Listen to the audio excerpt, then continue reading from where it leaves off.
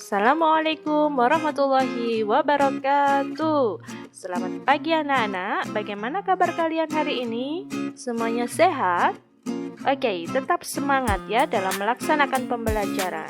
Nah, sebelum kita mulai pembelajarannya, mari kita berdoa terlebih dahulu agar pembelajaran kita dapat memberikan manfaat bagi kehidupan kita. Berdoa mulai. Selesai. Amin ya robbal alamin. Nah, kesempatan kali ini kita akan belajar tema 1, subtema 3 di bagian bahasa Indonesia. Tujuan pembelajaran kita hari ini yaitu 1. Setelah membaca teks laporan pengamatan, siswa mampu menemukan ide pokok dengan bantuan diagram. Yang kedua, setelah berdiskusi, siswa mampu menulis kesimpulan dengan terperinci. Oke, jadi pembelajaran kita hari ini yaitu cara menentukan ide pokok. Sudah pernah kita bahas di pertemuan sebelumnya tentang ide pokok. Ide pokok yaitu masalah utama yang dibahas dalam suatu paragraf. Nah, ide pokok memiliki beberapa nama lain anak-anak. Antara lain, pokok pikiran, pikiran pokok, gagasan utama, gagasan pokok, dan pikiran utama. Nah, untuk kali ini kita akan belajar tentang cara menentukan ide pokok. Caranya bagaimana? Oke, nanti kita bahas ada 4 cara. Yang pertama, mengambil kalimat utama. Yang kedua, mengurangi kata-kata dalam kalimat utama yang tidak perlu. Yang ketiga, membalik kalimat utama atau menyimpulkan kalimat utama. Yang keempat, menyimpulkan isi paragraf. Sekarang kita bahas cara yang pertama, yaitu mengambil kalimat utama. Cara ini adalah cara termudah dalam mencari ide pokok. Ide pokok bisa diambil langsung dari kalimat utamanya. Namun, ada juga beberapa kalimat utama yang tidak bisa dijadikan ide pokok. Jadi, kalimat utama bisa jadi suatu ide pokok, tetapi ide pokok belum tentu kalimat utama. Nah, coba kalian perhatikan pada paragraf ini. Ide pokoknya bisa diambil dari kalimat utama. Buah kedondong memiliki berbagai manfaat. Buah ini bisa dijadikan bahan rujak yang lezat. Buah ini juga bisa dijadikan manisan. Buah yang rasanya masam ini juga bisa dijadikan obat dengan cara makan daging buahnya yang sudah dicolek atau dilumuri kecap. Kalimat utama paragraf di atas kira-kira yang mana ya? Coba diperhatikan lagi. Kita perhatikan pada kalimat pertama. Buah kedondong memiliki berbagai manfaat. Nah, ide pokoknya sama dengan kalimat utama, sehingga ide pokoknya juga buah kedondong memiliki berbagai manfaat. Cara yang kedua sekarang, yaitu mengurangi kata-kata dalam kalimat utama yang tidak perlu.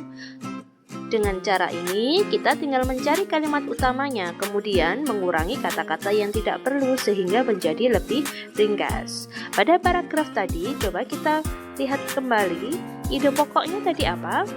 Iya, buah kedondong memiliki berbagai manfaat. Nah, ide pokok ini bisa kita singkat menjadi kedondong memiliki berbagai manfaat. Jadi, kita buang atau kita kurangi kata-kata yang tidak perlu. Di sini yang kita buang adalah kata buah. Nah, jadi ide pokoknya adalah kedondong memiliki berbagai manfaat. Cara yang ketiga yaitu membalik kalimat utama atau menyimpulkan kalimat utama. Coba, cara ini juga termasuk cara mudah dalam mencari ide pokok. Kita tinggal mencari kalimat utamanya, kemudian menyimpulkannya menjadi ide pokok, atau bisa juga dengan cara membaliknya. Nah, kita perhatikan lagi paragraf yang tadi. Kalimat utamanya tadi, buah kedondong memiliki berbagai manfaat. Nah, untuk cara yang ketiga ini bisa kita balik kalimat utamanya, atau juga kita bisa menyimpulkannya. Yang pertama, misalkan manfaat buah kedondong. Nah, yang kedua, berbagai manfaat buah kedondong. Yang ketiga, khasiat buah kedondong. Nah, jadi di sini kita bisa membalik atau menyimpulkan kalimat utama. Cara yang keempat yaitu menyimpulkan isi paragraf. Dengan menyimpulkan isi paragraf, kita dapat mengetahui ide pokoknya. Nah, menyimpulkan isi paragraf ini digunakan untuk menentukan ide pokok jika kita tidak bisa menyimpulkan dari kalimat utama. Nah, berikut ini cara menentukan ide pokok dengan menyimpulkan isi paragraf. Coba perhatikan paragraf ini. Ini adalah hewan berkaki 4. Hewan ini termasuk herbivora atau pemakan tumbuh-tumbuhan. Dagingnya menjadi komoditas pokok di Indonesia. Saat hari Idul Adha, hewan ini sering dijadikan hewan kurban. Hewan ini adalah sapi. Nah, perhatikan pada kalimat yang paling akhir. Pada paragraf ini, hewan ini adalah sapi. Jadi kalimat utamanya adalah pada akhir paragraf.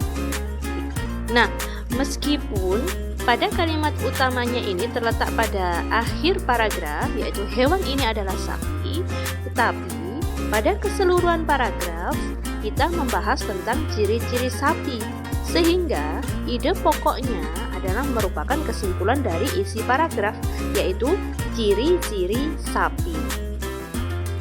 Jadi kesimpulan pada pembelajaran hari ini, cara menentukan ide pokok itu ada 4 cara. Yang pertama, mengambil kalimat utama. Yang kedua, mengurangi kata-kata dalam kalimat utama yang tidak perlu. Yang ketiga, membalik kalimat utama atau menyimpulkan kalimat utama. Kemudian yang keempat, menyimpulkan isi paragraf.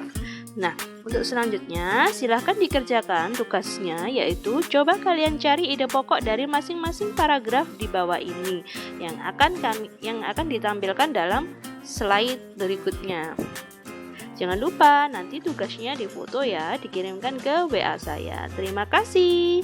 Jaga kesehatanmu selalu dan tetap bersemangat. Wassalamualaikum warahmatullahi wabarakatuh.